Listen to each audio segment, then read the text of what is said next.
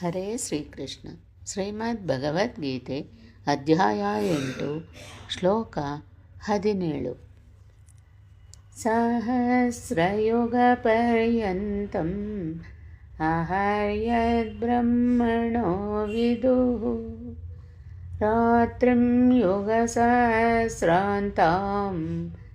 ತೇ ಹೋರಾತ್ರ ವಿದೋ ಜನಾಃ.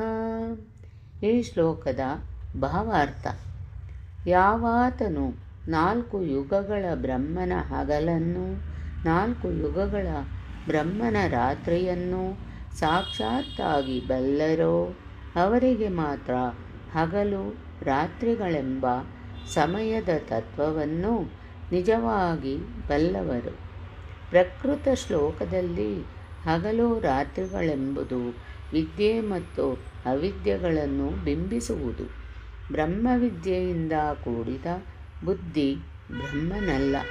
ಪ್ರವೇಶವನ್ನು ಬ್ರಹ್ಮವಿದ್ವರಿಷ್ಠ ಬುದ್ಧಿ ಬ್ರಹ್ಮನಲ್ಲಿ ಪರಾಕಾಷ್ಠತೆಯನ್ನು ತೋರುವುದು.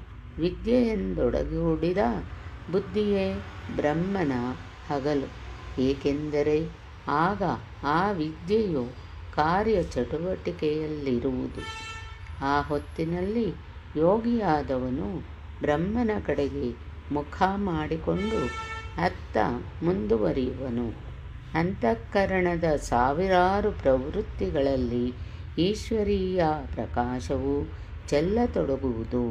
ಇದೇ ಪರಿಯಲ್ಲಿ ಅವಿದ್ಯೆಯ ನಿಶೆ ಕಾಲಿಟ್ಟಿತೆಂದರೆ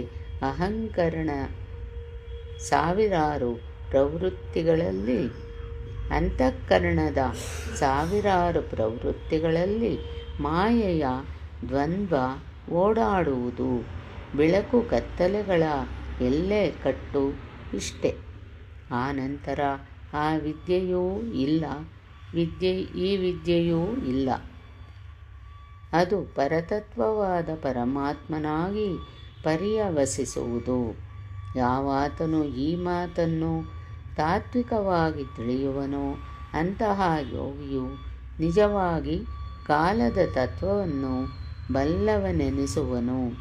ಆತನಿಗೆ ಎಂದು ಆ ವಿದ್ಯೆಯ ರಾತ್ರಿ ಕವಿಯುವುದು ಮತ್ತು ಎಂದು ವಿದ್ಯೆಯ ಹಗಲು ಸಂಚರಿಸತೊಡಗುವುದು ಎಂಬುದು ಅವನಿಗೆ ಗೊತ್ತು.